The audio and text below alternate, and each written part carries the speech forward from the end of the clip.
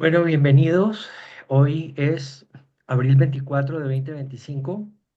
Es un placer para nosotros tenerlos aquí. El tema de hoy se ha denominado el desarrollo de hábitos efectivos. ¿Y qué son los hábitos efectivos? Pues los hábitos que van a ser buenos para tu vida. Tú también tienes hábitos que son malos o que no están de acuerdo a tus valores o a tus propósitos. Contra esos hay que también tomar acción.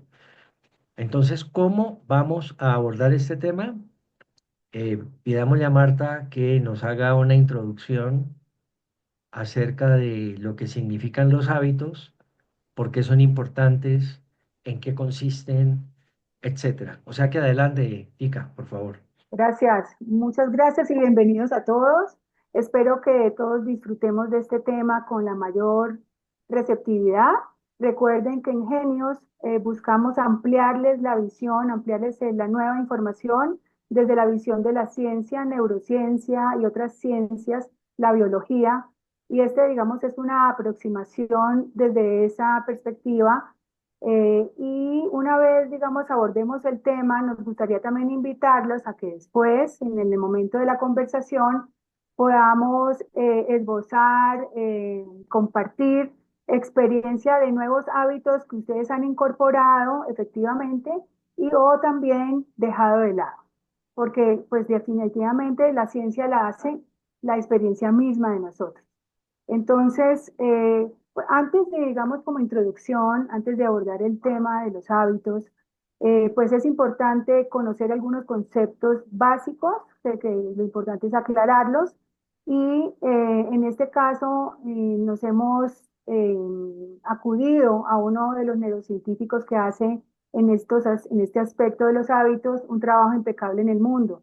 Se trata de Andrew Huberman, un neurocientífico especializado en el tema, en varios temas, en especial de los hábitos, y profesor de Stanford en este momento. Entonces, pues iniciemos con qué es un hábito.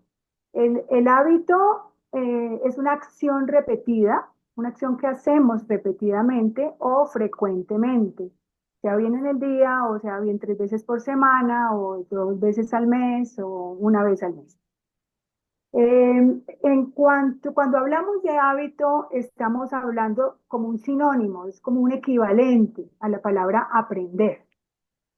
Hábito es sinónimo, significa aprender. Aprender algo nuevo, aprender algo que tenemos que incorporar o deseamos incorporar, o algo que también deseamos soltar, liberar.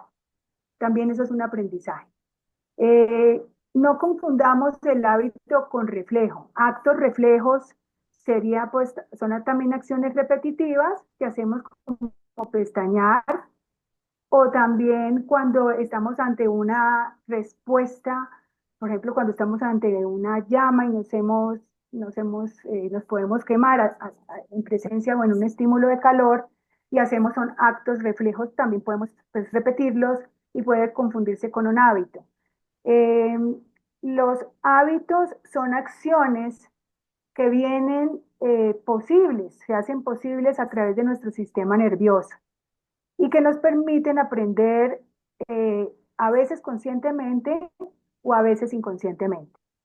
El desarrollar hábitos sin darse cuenta es de todos, o sea, esos son los hábitos que tenemos, los hemos aprendido de niños en las experiencias mismas y quizás tampoco tengamos en cuenta muchos de ellos, no los hacemos conscientes, pero los repetimos, nuestro cuerpo los repite.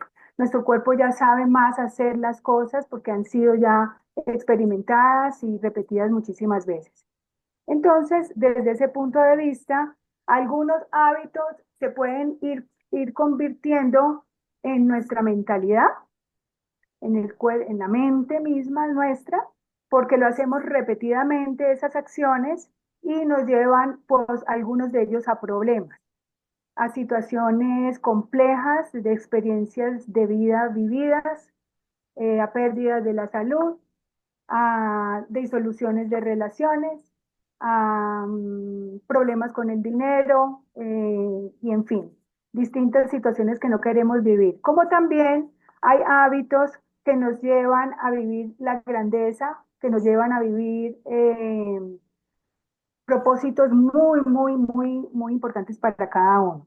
Pero independientemente, digamos, de este concepto, de lo que significa algo habitual que nosotros estemos haciendo, aquí lo importante es saber que los hábitos es realmente una parte muy importante de lo que hoy somos.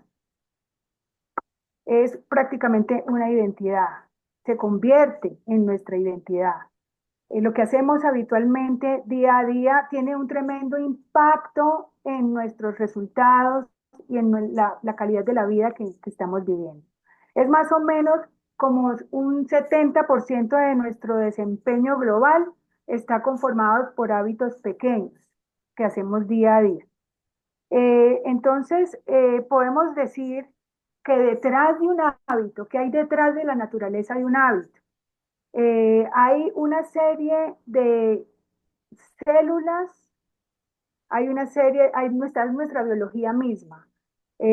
Células que se conectan, emisión de hormonas que se conectan desde el cerebro y desde el corazón, caminos neurales que se establecen, conexiones neuronales, caminos, highways, vías, carreteras de comunicación entre nuestras neuronas. De esto se trata de desarrollar o soltar un hábito. Es decir, esto se hace a través de nuestra CEO, nuestro sistema nervioso central, del cual pues tenemos que hablar. Por otro lado, eh, antes de proseguir con los aspectos claves, es importante entender el concepto de aprendizaje, porque estamos diciendo que el hábito es un aprendizaje. Cuando hablamos de aprendizaje, estamos hablando de neuroplasticidad. La neuroplasticidad es el proceso que nuestro sistema nervioso genera los cambios dentro de nosotros, dentro de nuestra biología, dentro de nuestro cerebro, dentro de nuestro cuerpo. Son los cambios que hace nuestro sistema nervioso. Y es una ciencia que hoy nos trae grata información y gratas respuestas. Podemos decir que este sistema, esta neuroplasticidad nos permite reaccionar, friccionar o nos permite responder ante los estímulos y ante las circunstancias y ante las situaciones de nuestra vida. O sea que aprendizaje significa cambio, ¿ok? El cambio siempre se gesta en nuestro interior, seamos conscientes o no seamos conscientes. El cambio tiene que ver con esas conexiones de nuestras células cuando se juntan unas con otras, cuando se comunican y cuando se liberan una serie de mecanismos, señales químicas que estimulan la actividad, activan nuestras neuronas y forman estos nuevos circuitos, nuevas conexiones, nuevas autopistas para que las acciones habituales que nosotros queremos incorporar o dejar sean más probables, sean posibles, porque para algunos de nosotros podemos decir que tenemos facilidad en algunos a generar unos hábitos y en otros más dificultad. A todos nos pasa. Eh, por otro lado, otro concepto, antes de empezar con los factores claves que es importante a considerar y que entra en juego en el tema de la edificación de los hábitos, es lo que llama la neurociencia, bueno, o la biología, la dopamina. La dopamina es la hormona o la molécula que hace química, la hormona química, la sustancia química que nos asocia con la motivación y la recompensa. Eso lo hacemos desde el cerebro. El cerebro arroja esa sustancia química, la produce y nosotros nos encargamos de producirla o no producirla. Esta liberación de la dopamina predice si nosotros podemos edificar un, un hábito fácilmente o si nos cuesta un poco más de trabajo en el tiempo. ¿Ok? Entonces, bueno, yo creo que podemos iniciar, Darío, con factores claves para poder ir incorporando este tema. Antes de entrar con eso, me parece que es fundamental hacer otros encuadres claves que tienen que ver con estos procesos de estructuración de hábitos, como en cualquier proceso de aprendizaje, involucran aspectos conscientes y aspectos inconscientes. Desde lo consciente está la voluntad y las ganas y la motivación de aprender, de tal forma que eso comienza a comprometerte en un proceso de crecimiento y de eh, tener en cuenta todo el tiempo y la disponibilidad que debes tener para poder implantar algo en la vida. Esa parte consciente no es suficiente. A través de la repetición, a través de tu experticia que vas logrando en tu entrenamiento sobre cualquier cosa de la vida, vas volviendo esos actos conscientes de manera inconsciente, de tal forma que lo consciente hace que a través de la repetición el proceso se vuelva inconsciente. Y entendemos que los hábitos son aquellos patrones en donde inconscientemente nosotros estamos reaccionando. Existe eh, una especie de aproximación para que entendamos muy bien esto de los hábitos, de que para que los procesos de aprendizaje se consoliden, es preciso tener cuatro etapas. Esas cuatro etapas son, la primera es estar en una fase de incompetencia inconsciente. Es aquella en donde no me he dado cuenta que no sé. Y a veces te topas en conversaciones con gente que no sabe dónde está parada. Ayer, por ejemplo, tenía yo una reunión con alguien que me dice, hoy a mis 40 y tantos años quiero iniciar actividades y no sé cuáles. No sé qué es lo que quiero, pero me toca hacerlo, porque económicamente lo requiero. Eso es estar en la fase uno, que es incompetencia inconsciente. Es decir, no darte cuenta de qué es lo que tienes que hacer y si eres buena o no en aquello que te estás proponiendo. La segunda fase es una que se denomina de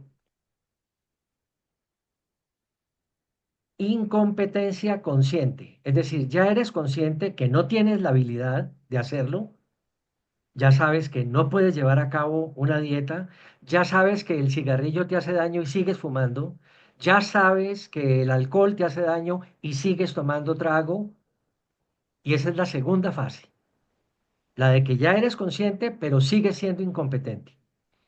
Para pasar a una tercera fase que se llama la competencia consciente.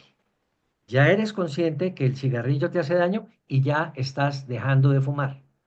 Ya eres consciente que los carbohidratos te hacen daño porque te sacan de tu curva de peso ideal y estás llevando a cabo una dieta más saludable.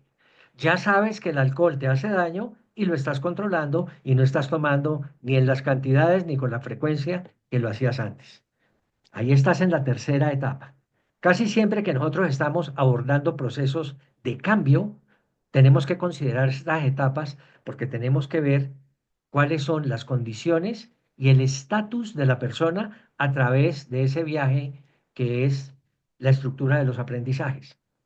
El cuarto y último paso de toda esta, digamos, carrera o camino es cuando ya tienes competencia inconsciente.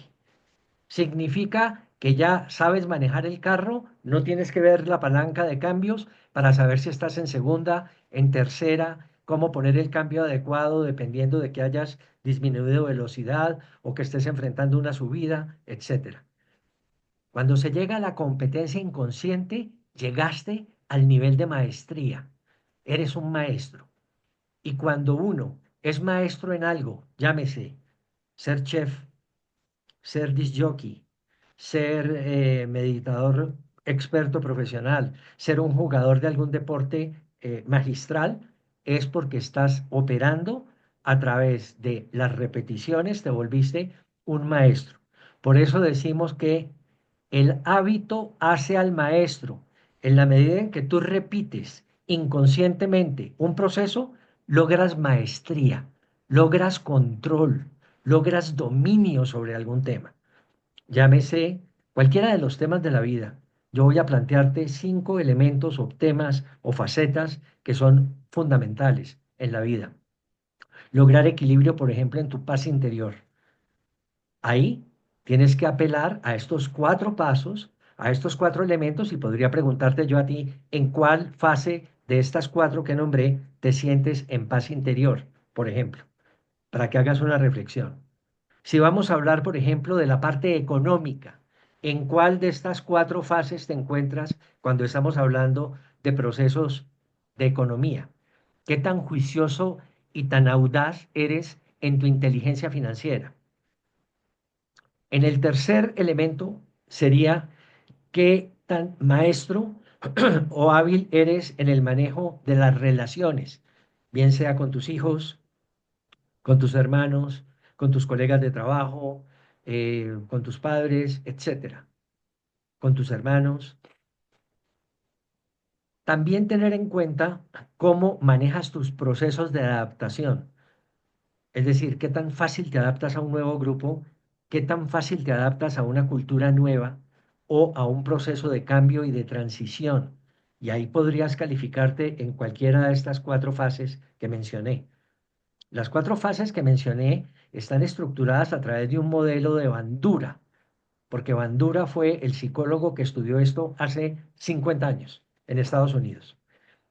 Entonces, todos estos elementos son parte de lo que nosotros utilizamos en procesos de psicoterapia, en procesos para entender en qué parte del camino está cada quien. De tal manera que los invito a recorrer esto, porque, bueno, el último elemento clave que se me ocurre sería la salud. En salud, ¿en cuál de estos 4 estás? ¿Estás en incompetencia inconsciente? ¿Estás en incompetencia consciente? ¿Estás en competencia consciente o estás en competencia inconsciente? ¿En cuál de esas 4 estás? Porque uno está de golpe muy maestro en algunas, pero muy aprendiz en otras. Y es preciso e importante tener uno el control, la claridad y la comodidad de poder ser exitoso en el manejo de esas cosas que te hacen falta.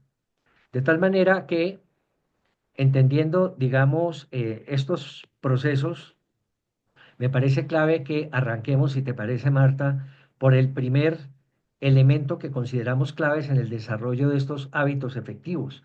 Y ese primer elemento tiene que ver con identificar cómo son tus microcomportamientos. Cuando hablo de microcomportamientos, es bueno entrar en el detalle porque es bueno que te des cuenta cuando pierdes la paz, por ejemplo. La paz la pierdes cuando tu mamá dice una cosa que a ti no te gusta. La paz la pierdes cuando estás haciendo una cola en el banco o una cola donde el médico y te toca esperar. Eres impaciente. ¿En qué procesos de tu vida diaria se rompe tu paz? Cuando pierdes el control, cuando pierdes el equilibrio tuyo.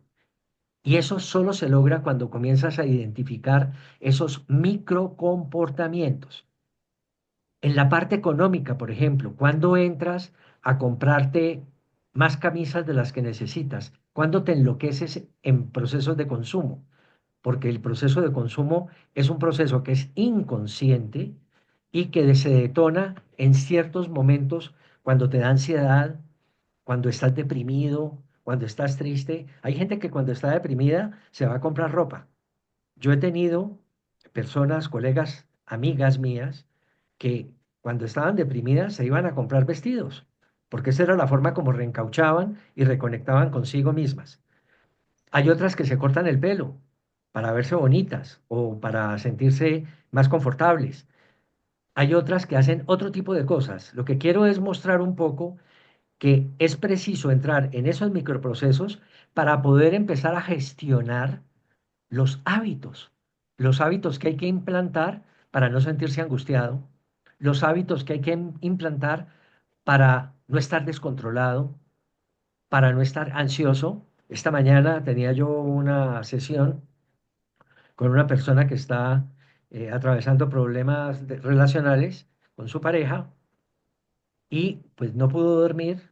Esta persona entró en proceso de ansiedad, entró en procesos de respiración agitada y estaba casi que pre-pánico. Entonces, todos esos elementos es preciso conocerlos para saber en qué momento entrar a propiciar unas rutinas que le den tranquilidad y paz a la persona. Dentro de esos procesos de identificación de microcomportamientos, entonces tendremos que descomponer los grandes cambios que queremos introducir en nuestra vida y volverlos pequeñas acciones. Y te voy a dar un ejemplo, por ejemplo, de eso. Yo no comienzo a hacer una dieta de la noche a la mañana haciendo un rompimiento vital sobre ningún carbohidrato, no. La invitación que yo hago es, primero comienzas, si estás consumiendo 3 carbohidratos, baja a 2. A la semana bajas a uno.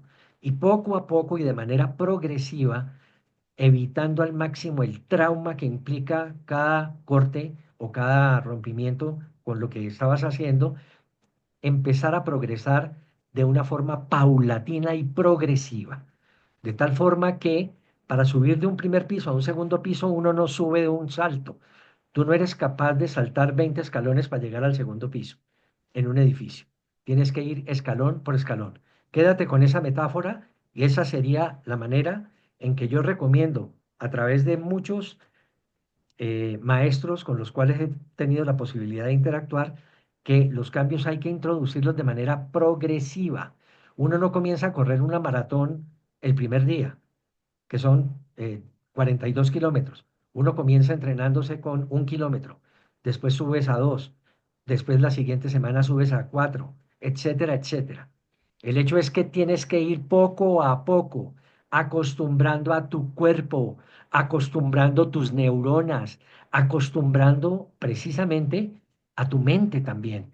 Este es un proceso que es clave para que me entiendan, relacionarlo en términos conscientes, intelectuales y también conductuales. Los hábitos operan en esos dos grandes niveles. En el hábito, en el proceso intelectual, acá mental, en lo que tienes que estar preparado emocionalmente y mentalmente, y en los aspectos que tienes que ejecutar, volverlos prácticos, volverlos acciones. En esas dos áreas tienes que introducir e implementar los hábitos. Hay 4 pasos en todos los hábitos, 4 pasos en todos los hábitos que se te ocurran. El primero tiene que ver con señal. Siempre habrá una señal afuera que detona el primer paso para la implantación de un hábito. Por ejemplo, cuando ves, eh, digamos, el desierto, la primera señal es bebida, hidratación. El segundo paso, siempre en cualquier hábito, se llama antojo. A partir de la señal, te antojas de algo. Te antojas o de una Coca-Cola, o de un vaso con agua electrolita, o un jugo de naranja, etcétera. Te comienza a dar el antojo de suplir esa necesidad que tienes en ese instante. Entonces tenemos señal, antojo. El tercero tendría que ser la acción, la respuesta tuya. Es decir, si sientes sed, ¿dónde vas a conseguir o esa Coca-Cola, o esa agua, o ese jugo de naranja? ¿Dónde? ¿Cómo? ¿A qué tanto tiempo estás de poder lograr obtener eso? Y el cuarto y último es siempre la recompensa. Una vez lo compras, obtienes acceso a eso que estabas buscando, tu premio es consumir eso que estás necesitando. 4 etapas. Antojo, señal primero, antojo, respuesta, premio. Estas dos primeras, antojo, señal y antojo, tienen que ver con lo mental. Respuesta y premio tienen que ver con lo conductual. Volvemos otra vez a encontrar los dos elementos que les he dicho para poder implantar exitosamente un hábito. Tienes que estar redundando y aclarando muy bien el tema que tiene que ver con lo cognitivo, con lo mental, y complementarlo con lo conductual. Muchas veces encuentras en la gente que están en procesos de disfunción. Te dicen, quiero mejorar como persona, quiero mejorar mi adicción a tal cosa y entiendo que tengo que hacerlo, es necesario hacerlo para mí, pero tú te das cuenta que son muy malos estableciendo un plan y ejecutando unas acciones que los conduzcan a eso. No sé si me he explicado, pero me parece que es central y fundamental tener en cuenta eso. Tica, ¿qué otros ejemplos se te ocurren de eso, de los microprocesos o microcomportamientos? O si quieres hablar de un segundo factor que te parezca importante. Adelante. Perfecto. Yo diría que el ejercicio, mm, un ejercicio muy poderoso y que tiene que ver pues con, obviamente, con detectar, de conocernos, ¿no? Conocer nuestros comportamientos, ver y observar nuestro comportamiento. Pues hay unos elementos, ¿no? Digamos, nosotros o lo podemos pensar en algo una vez que vemos algún estímulo, podemos pensar en algo, entonces bien, están nuestros pensamientos, cómo estamos pensando. También está cómo estamos hablando, observar cómo estamos hablando, qué estamos expresando con el lenguaje. Observar, después de eso viene el cuerpo, cómo se está moviendo, cómo estoy caminando, ¿ok? Observar ese comportamiento y por ende se produce una experiencia, cuando ya estamos haciendo las cosas, se produce una experiencia que produce una emoción. Esto es lo que en neurociencia se llama el estado del ser. No podemos cambiar un hábito, no podemos lograr,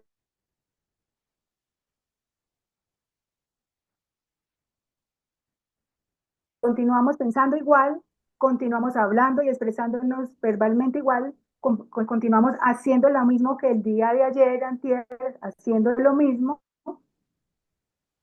Y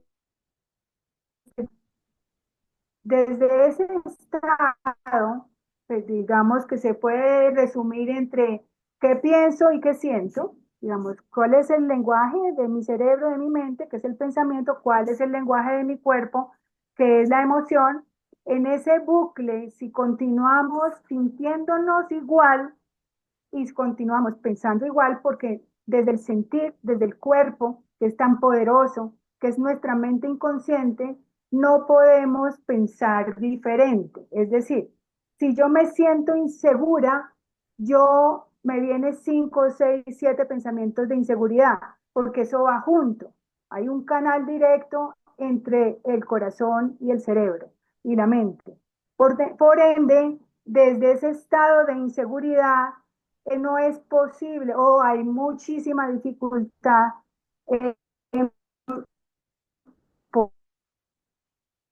significa crear o dejar algún hábito. Por otro lado, yo diría como un concepto clave que me ha encantado con respecto a qué es lo que está influyendo en que se formen fácilmente un hábito, en que podamos formarlos o difícilmente. Hay algo que depende de cada persona, ¿ok? Y es un concepto que lo llaman fricción límbica. La fricción límbica, pues lo llaman así, no se enreden con el término. Lo importante es saber qué es. Es una fuerza y una tensión que ejercemos desde adentro. Es un estado de nuestro cuerpo, ¿ok? Entonces nosotros podemos estar, ojo, en esos estados del ser que pueden estar interfiriendo negativamente en la formación de hábitos nuevos, ágiles y efectivos. Como por ejemplo, hay dos dimensiones, dos estados que atentan contra los hábitos. Uno de ellos es un estado de energía muy elevado, podemos decir un estado ansioso, ¿ok? Un estado donde estamos nerviosos, de un estado de alerta, donde la energía está muy alta, y ese, digamos, ese estado es el estado de mayor dispersión, ¿ok? Es donde estamos completamente perdidos, a pesar de que tenemos muchísima energía y creemos lo contrario. Entonces, cuesta trabajo comprometerse en ese estado y pues, ese es un estado de supervivencia. En supervivencia no es posible crear, ¿ok? O es muy difícil, es decir, le cuesta a la persona mucha dificultad. El otro estado es el estado contrario, es el estado de suma calma, ¿ya? Podría confundirse con pereza, podría confundirse con apatía, podría confundirse con inactividad, ¿ok? O sea, estamos hablando entre la supremamente acción, pues una persona que actúa, que hace todo el tiempo, y la persona que no actúa, no actúa, no actúa y está sin hacer, ¿ok? En esos dos estados del ser, el sistema, esto lo activa el sistema nervioso central, y este estado es el estado, digamos, desequilibrado, ¿ok? Donde se activa el modo de huida, estamos en estrés, aquí si lo queremos como ver en nuestras palabras. Es cuando el conjunto de neuronas, estados químicos del cuerpo, empiezan a activarse de forma inadecuada y generan en el cuerpo y la mente disfunción, lo que acaba de hablar Darío. Entonces, el estado de muy alerta, el estado de mucha calma, es el estado de estrés, genera fricción límbica, lo que ya se llama fricción límbica, que es el esfuerzo, mucho esfuerzo para poder depositar tanta energía para poder conectar un nuevo comportamiento, ¿ok? Para poder incorporar un nuevo comportamiento o dejar un comportamiento. Eh, es decir, o ayudamos o nos ayuda, o ayudamos o facilitamos, no, que depende de nosotros, de nadie más, que esto se permita, ¿ya? Lo regulamos, nuestra energía, o definitivamente el sistema de huida, el sistema nervioso central, se activa en modo huida, en modo supervivencia y lo dificulta. Entonces, desde ese punto de vista podemos decir que, ¿cómo lo podemos observar? Cuando una persona frente a algo puede decir, ok, yo quiero incorporar el hábito de caminar todas las noches después de comida. Entonces, una persona, digamos, pongamos que nos pongamos de acuerdo. Una de estas personas que estamos aquí puede decir en ese momento, come y dice, ya, me levanto de la mesa y voy. ¿Ok? Como otra persona puede decir, ah, no, en este momento estoy como con pereza, quedé como llena y estoy como con pereza y será para mañana. Eso se llama la fricción, ¿ok? ¿Qué es lo que estás conversando internamente o externamente también? Lo estás expresando. Ahí es donde ustedes pueden ver qué tanta fricción está en el cuerpo, en tu estado, para poder permitir que el nuevo comportamiento se dé, ¿ok? Entonces, la formación de los nuevos hábitos o de dejar los hábitos está muy relacionado con el adecuado manejo mental y el darse cuenta de esa mentalidad que estamos teniendo frente al hábito que nos estamos proponiendo o lo que sí, nos hemos propuesto. Ese estado mental es y la capacidad de regularlo, de decir, si yo digo, ay, no, qué pereza en este momento, no, uno puede recomponerlo, decir, no, vámonos de todos modos, y sales, ¿ok? Es decir, es un estado, es una conversación interior. Recuerde lo que hablamos inicialmente. El cambio es interior, el cambio está dentro de ti. Y es un cambio neuronal, en lo que significa, en lo que es la mente, que da la señal al cuerpo, o también el cuerpo que tiene, el corazón que tiene neuronas, da la señal a la mente. Cualquiera de los dos es viable y es necesario tenerlo muy en cuenta, porque eso es lo que hace que un hábito sea más difícil para uno y otros sean más fáciles. Yo diría que ese sería el tema, Daro. Si quieres, seguimos con el segundo. El segundo tiene que ver con, es más importante la consistencia, la perseverancia, la repetición para la implantación de un hábito que la intensidad. Uno siempre quiere hacer que las cosas sucedan muy rápido, pero resulta que llevas tiempo muy largo estableciendo algún tipo de hábito. Total que para fomentar el desmonte de eso, vas a tener que ser muy persistente y ante todo ir, como decía yo antes, progresivamente. O sea, hay que priorizar la regularidad y la constancia, la disciplina, sobre el esfuerzo o el volumen que quieras hacer. Tú no empiezas una dieta dejando de comer de un día para otro, porque después tu cuerpo, con el afán de obtener recompensa, va a empezar a cometer todas las trampas y va a empezar a llenarse con cosas que no pudiste comer el día anterior. Uno comienza poco a poco en ese proceso y en ese matrimonio consciente-inconsciente a consolidar los procesos de avance. Es fundamental entonces tener en cuenta que la repetición y los días, el tiempo que pase en esas repeticiones, van a ser lo que van a conformar tu éxito. De tal forma que no desistas, debes persistir, debes resistir y tratar de llevar a cabo el tema.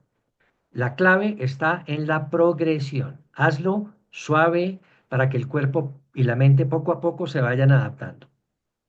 Otro elemento que me parece muy importante en todo esto del desarrollo de hábitos efectivos tiene que ver con el diseño del entorno. Una de las cosas que cuido muchísimo en mis espacios es tener en la cocina lo que me ayuda a estar en un camino saludable. Entonces, no tener carbohidratos en mi vista, sino escondidos en otros sitios en donde no sean visibles para mí. Acordémonos que las señales y los antojos se dan a través de tus sentidos. Los sentidos son los ojos, el olfato, la piel, las manos, el tacto, eh, el oído, etcétera. Entonces, todas esas señales que vinculan todos los objetos que tú tienes con tu entorno, hay que saber administrarlos. Tener en tu escritorio las cosas que sean, digamos, saludables y convenientes para ti. Tener en tu cocina, tener en tu mesa de noche. Si tengo en mi mesa de noche chocolates, te garantizo que a las 8 de la noche o 9 que esté viendo una película, comienzo a comer chocolate, porque es lo que tengo al lado. Entonces yo tengo que poner inaccesible, escondido, lejos de mí, las cosas que no me convienen. Y tengo que tener cerca de mí, visibles, al alcance de mi mano, lo que es conveniente para mí. El agua electrolita es conveniente para mí, la tengo aquí en mi mano, no la tengo en la cocina a 1 kilómetro de distancia, porque lo voy a hacer imposible. Entonces, lo fácil, lo volvemos fácil teniéndolo cerca, teniéndolo visible, teniéndolo al alcance. Cuando, por ejemplo, establezco rutinas en los supermercados para hacer compras, les garantizo que me alejo de los carbohidratos, me alejo de los dulces, porque pues ahí está la tentación. Entonces yo entro al Éxito, que queda aquí a 3 cuadras de donde vivo, y yo me voy por las frutas, por los vegetales, por las proteínas, y de ahí no salgo. Es decir, yo tengo unas rutas que hacen que me aleje de las tentaciones y tengo unas rutas que me acercan al terreno de las posibilidades. Eso también lo uso en términos de relacionamiento con personas, me alejo de la gente tóxica, me acerco a la gente nutritiva, a la gente que construye, a la gente que me aporta y me alejo de los que no aportan en mí. Es decir, ojo con las rutas porque tiene que ver con el diseño del entorno, que es muy, muy importante. Y el diseño del entorno entonces se vuelve un arte. ¿Cómo diseñas tú el espacio donde te mueves? ¿Cómo diseñas tú el mapa en el que transcurre tu día? Y tienes que favorecerlo en términos de las cosas que son positivas, estructurando, digamos, espacios físicos y digitales incluso. Yo tengo aquí mi celular avisándome cuándo tengo que hacer tal cosa, cuándo tengo que hacer una parada para hacer algo. Tengo apoyos, tengo agendas escritas aquí que me permiten a mí retomar mi camino y poder tener todas las ayudas y las señales en mi favor. Otro elemento que me parece que es clave son los sistemas de seguimiento. Si hemos dicho que la progresión, la repetición, la disciplina, la perseverancia son claves, pues los sistemas de seguimiento son fundamentales. No se trata sino de ver en un cuadro o en un Excel o en algo que hayas chequeado si hiciste o no hiciste, cuánto lograste hoy, cuánto lograste ayer, para que puedas medir tu avance. Se trata de que tú seas el piloto de tu nave. Se trata de que tú seas quien controla tu itinerario, tu destino y tu proceso. De tal manera que los invito a que sustenten sistemas de seguimiento que les den acompañamiento, que les den monitoreo de qué tan bien están. Son instrumentos como por ejemplo un termómetro. Cuando te sientes que tienes calor en la cabeza o fiebre, tú te mides y verificas. Era simplemente una sensación porque estoy en 36,5. No tengo por qué tener fiebre, pero siento que tengo fiebre. Entonces uno tiene que validar a través de instrumentos de medición o de este tipo de tableros de visión o distintos, mm, digamos, elementos que midan cómo vas, cómo es tu monitoreo, cómo es tu proceso hacia tu destino final en aquel objetivo o propósito que estés tratando de implantar en ti. ¿Qué otro elemento tendrías, Tica? Yo diría, complementaría lo que mencionaste en el punto del diseño del entorno y el espacio, que es clave dividir, digamos, el espacio que tenemos todos de vigilia, ¿no? Donde hacemos las cosas que sucedan, y por lo menos físicamente, digámoslo así, eh, podamos dividirlo, ¿sí? Estructurarlo o tener claro cuándo lo voy a hacer, es decir, saber muy claramente el espacio, definirlo y ojalá definirlo en una hora determinada, para que cada día, yo a las 8 de la mañana o cada 2 días tengas asignado, digamos, ese espacio, que en el caso de pronto de estudiar alguna materia nueva, algún tópico nuevo, pues pueda definitivamente cumplirlo, como si fuera una clase del colegio. Eso ya nos lo habían enseñado en el colegio, entonces generarlo no es difícil para nosotros. Por otro lado, hay un concepto que es importante que pues lo llaman hábitos lifting. Lift, link, link, pin se llama, pero no importa el nombre. Son los hábitos que tú disfrutas más, ¿ok? Esos hábitos que tú disfrutas más son los más fáciles para que tú ejecutes, ¿ok? Entonces, tener muy claro cuáles son esos hábitos dentro de tu día a día que son, disfrutas más, es importante tenerlo en cuenta porque vas a estructurar, se recomienda estructurar los más difíciles, los hábitos que le cuestan a uno más trabajo a primeras horas de la mañana. ¿Ok? Eh, Se recomienda. Y los que te gustan de pronto en horas de la tarde, ¿ok? Las hormonas, cuando nosotros nos levantamos, pues venimos de los estados delta, teta, alfa, y estamos, digamos, nuestro cerebro está más receptivo y más capaz, ¿no? Más limpio para ejecutar. Entonces, compon lo más difícil al principio y luego vas estructurando y organizando las otras más fáciles. Entonces, pues yo diría que eso sería y podemos iniciar nuestra conversación de qué experiencias tenemos de haber, digamos, construido hábitos importantes para nuestra vida y cómo lo hemos hecho, ¿sí? Esas experiencias nos nutren el tema y también cómo hemos dejado algunos hábitos que no son convenientes y cómo lo hemos hecho. Si nos podemos Entonces, enriquecer, adelante, maravilloso. Adelante. adelante. ¿Quién quiere compartir algún hábito que hayas adquirido por cualquier razón de las que hemos expresado aquí, o qué hábitos has dejado porque eran inconvenientes para ti?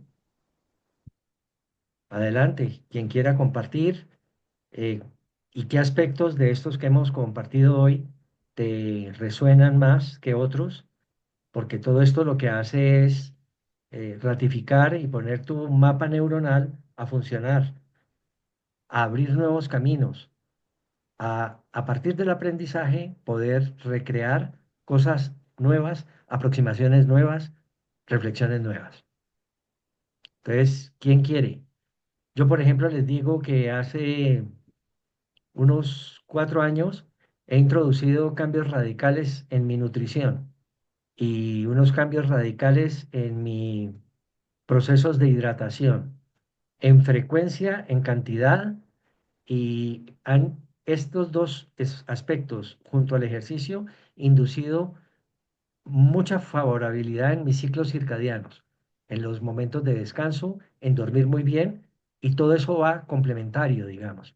Pero pues les quería compartirles eso porque son implantes de hábitos nuevos que antes no tenía. ¿Quién más quiere compartir?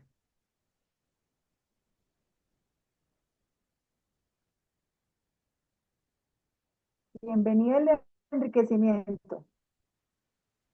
¿Qué han dejado que no les haya funcionado y que de pronto su vida a través de esa liberación, de esa actividad, haya sido más conveniente y hayas tenido una vida mejor o de mayor calidad?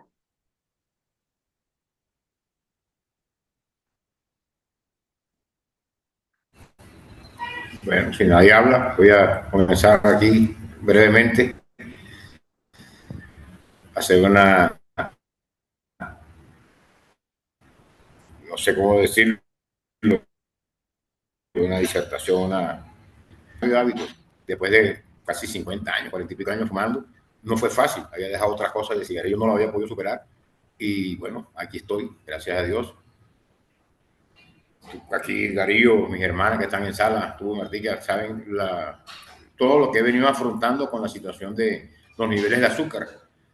Y ha sido precisamente implementar o cambiar mucho los hábitos. No ha sido fácil, porque yo era de los que picaba constantemente, acostumbrarme a que es desayuno, almuerzo, comida y una que otra picada eventualmente.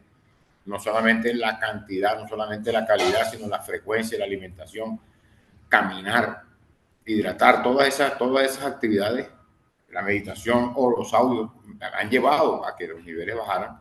Pero en estos días que estoy atravesando por este proceso de recuperación de la cirugía del hombro, estoy estático, no estoy caminando, estoy comiendo de pronto más a deshoras porque digamos que la quietud me tiene picando, no estoy durmiendo las 7 horas, no estoy durmiendo como ya lo había logrado, porque antes no dormía ni siquiera 4 horas de corrido. Eso ha subido nuevamente a 120 y pico el nivel de azúcar. Yo lo vengo midiendo nuevamente y eso pues entiendo que tengo que ir por parte del proceso que estoy afrontando hoy es la recuperación de la movilidad del brazo y que dentro de poco ya tendré la oportunidad de recuperar la caminata, de volver a recuperar esos hábitos que había implementado para que vuelvan a bajar los niveles porque en estos días se han alterado. No sé si sea necesariamente por el cambio de hábitos, valga la claridad, o los medicamentos adicionales que también estuve consumiendo para la inyección y todo esto relacionado con la cirugía. Pero igual, para mí, creo que lo más importante para uno implementar o para deshacerse de los hábitos está en la constancia, en la perseverancia y en la decisión, digamos, en la actitud, porque hay veces empecé a salir a caminar una caminadora y me levantaba a las 5:30 de la mañana y decía, tengo una flojera, yo no voy a subir a caminar hoy. El día que amaneció con flojera era el día que más rápido subía. Me tomaba un café y subía, y entonces se me quitaba la flojera en la máquina. Y eso me convirtió, eso fue post pandemia. Todos los días, porque en pandemia obviamente me subí de peso y empecé a regularlo en ese momento con la caminadora y me funcionó. Empecé a hacer, después cuando me toca ahora o cuando me dicen ahora que dentro de los hábitos que tengo que tener, caminar, lo hago con gusto, lo hago con ganas. De hecho, en estos días me siento incómodo por no poder hacerlo. Pero bueno, vamos para adelante. Eso podría ser de pronto parte del aporte hoy a la sala. Genial. Claro, Gracias. fíjate cómo una cosa impacta en otra. Fíjate cómo la falta de comida o el exceso de comida o la falta de una regularidad en los horarios te afecta el sueño y entonces te suben los niveles de azúcar. Y todo es la sumatoria y la interacción de todos los sistemas, del sistema de nutrición, del de hidratación, del descanso, porque todos esos elementos constituyen nuestra integralidad. Muchas gracias, Pacho. ¿Quién más quisiera compartir? Porque todo esto es válido y tiene que ver con hábitos. Y un hábito o una cadena de hábitos se te obstruye o queda roto en la medida en que hay una cirugía o en la medida en que hay un accidente o cuando te cambia la vida por X o Y razón. Y es ahí donde suceden los procesos que estamos hablando, ¿ok? Sí. Esto es temporal, pero estoy con un brazo amarrado, comiendo con la izquierda, pidiendo que me ayuden a vestirme, poniéndome los zapatos, o sea, esto es un proceso que estoy atravesando momentáneo, no es grato, pero me ha cambiado todo, hasta el metabolismo. Es así. Y de nuevo dijiste una palabra que es mágica. Estoy aprendiendo, de nuevo. ¿A qué? A transitar el camino del cambio, a volver a empezar, a recuperar movimientos del hombro, etcétera. Es decir, todas las cosas que implican volver a aprender, que es como arrancar un poquito de cero o de menos algo, ¿sí? Por eso es tan importante todo esto. ¿Quién más quisiera mencionar algunos tipos de hábitos que hayan sido buenos y que hayan adquirido últimamente, o algunos que siguen combatiendo ustedes con ellos y todavía no pueden eliminarlos o evitarlos? ¿Qué opinan? Yo sigo combatiendo el gusto por el dulce. De hecho, me he cuidado de mantener al menos y no subirme de peso, pero como mi esposo lleva apenas como 40 días de haber dejado el cigarrillo después de 45 años, él está teniendo una ansiedad muy grande por el deseo de comer constantemente y tiene ciertas cosas de dulce que me gustan, que le han mandado de pronto que un masmelo o una cosa así como para las úlceras que él tuvo. Total es que yo creo que esa ansiedad que él ha tenido se me ha pegado un poquito a mí. ¿En qué sentido? Que hay veces en que yo digo, pero si yo hasta ahora no como nada porque tengo hambre. Y es que lo veo comiendo a cada rato. Entonces tengo que tener, o sea, he tenido ya la conciencia de decir, ese es su problema y yo tengo que continuar en mi proceso de seguirme cuidando. Eh, de hecho, de casualidad me toca hacerme un examen y tengo el azúcar, la hemoglobina glicosilada en 5.6. Yo dije, bueno, al menos lo estoy logrando porque si me doy cuenta que por un lado he cometido algo, me he dado un gusto que no debía, pues me he cuidado por otro lado, me estoy manteniendo, pero no estoy logrando seguir bajando de peso. Entonces me tocó dejar de caminar porque me hicieron una biopsia y me dijeron en la pierna que no podía caminar, que evitara caminar por 10 días. Son cosas que lo desestabilizan a uno de los hábitos que uno ya viene creando, como contento de que voy bien en todo, que voy cumpliendo lo que me estoy proponiendo y de pronto te pasan cosas que te sacan un poquito del camino, pero también me doy cuenta de que amorosamente lo analizo y digo, ok, no me voy a culpar, simplemente tomo acción de volver a encaminarme y de hecho ya otra vez empecé. ¿Y qué hago? Lo que hace Darío, no voy por los lados donde no debo pasar en el supermercado, sino que me voy a lo que de verdad me nutre, a lo que me va a servir, y ya otra vez volví a encauzarme. Pero me costó trabajo, porque se metió Semana Santa, viaje a Santa Marta, y dije, bueno, no, regreso otra vez a encaminarme en todo lo que yo tengo. Pero sí es una realidad que uno a veces se sale de los hábitos que viene y que no es lo adecuado, se deja llevar por ciertas cosas, pero bueno, ahí estamos, en el camino vamos, gracias a todo lo que hemos aprendido en todo este tiempo.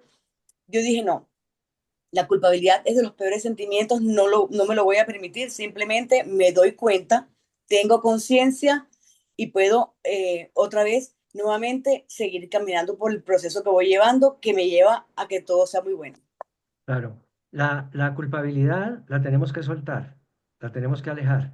Quedémonos Así, con responsabilidad y ver de qué manera, acuérdate de los dos primeros elementos que dije de la conformación de un hábito que tenía que ver con señal y antojo.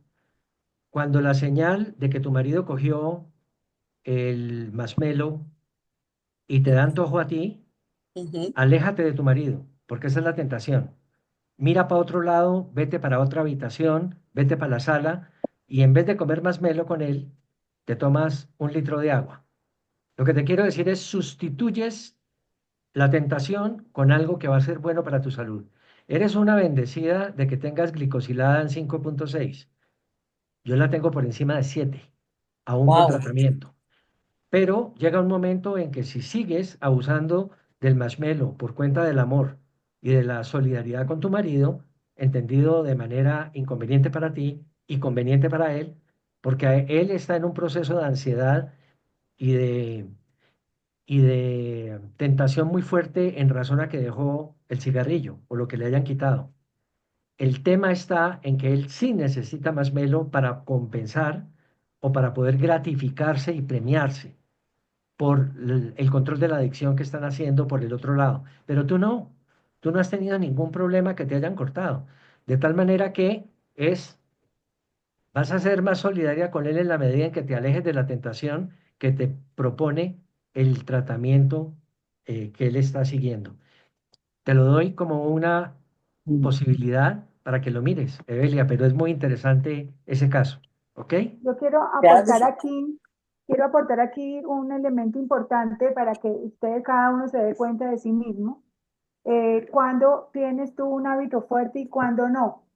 Uno de los elementos que permiten saber si tú tienes un hábito fuerte o no es cuando tú puedes cambiar de ambiente, te vas a otro lado, a otra ciudad, a otro país, otro lugar, estás con otra gente y cambias o no el hábito. Cuando tú cambias el hábito, no tienes un hábito fuerte. ¿Ok? Cuando tú sostienes tu hábito, independientemente del lugar, de las personas, de las circunstancias, de la comida, tienes un hábito fuerte. Yo menciono una situación digamos, de ejemplo, con mi hija, que siempre ellas también tienen unos hábitos muy buenos alimenticios toda la vida. En algún momento, desde que ella empezó a viajar, cuando salía a vacaciones, pues comían de lo lindo en restaurantes, nuevos platos, nuevas cosas. Entonces, ella una vez llegó eh, pues más gorda, ¿sí? Digamos, llegó elevada de peso. Yo la detecté y yo dije, ¿qué pasó? Pues porque no es usual, ¿no? O sea, venía con un hábito muy fuerte de toda la vida, hasta los 21 años, 22 años, y de un momento a otro, en un viaje de un mes y medio, llegó diferente, biológicamente. Entonces yo dije, ¿qué pasó aquí? Si tú no eres así. Entonces, sí, es decir, tú tienes un hábito que pasó con tu hábito, porque es un hábito que te genera salud y belleza. Entonces, empezó ella a darse cuenta, digamos, de eso y con el tiempo de el placer, digamos así, el tener el placer de comer, porque pues tenía todos los platos, muchas cosas que podía probar y probaba y decía, ok, yo cuando llegue a Colombia vuelvo otra vez y compenso. Yo diría que es muy importante uno entender el tema de la compensación, es que no se trata de compensar, se trata de tener clara la dirección y saber que uno va dirigido ahí. Y en medio del proceso, si se trata de la alimentación, pues comer sabroso pero conveniente. Eso no se trata de comer mal, pero el compensar, el pecar y volver otra vez a la rectitud o al propósito, pero pecar, de eso no se trata. Eso es básicamente lo que quiero hacer reflexión, dada el ejemplo de mi hija, y poder entender y comprender hacia dónde va uno, porque no se trata de estarse saboteando, así sean pequeñas vacaciones, así pues por la circunstancia o por las personas que comen distinto allá, o porque me voy a dar las libertades, sí, uno se las da, uno se complace.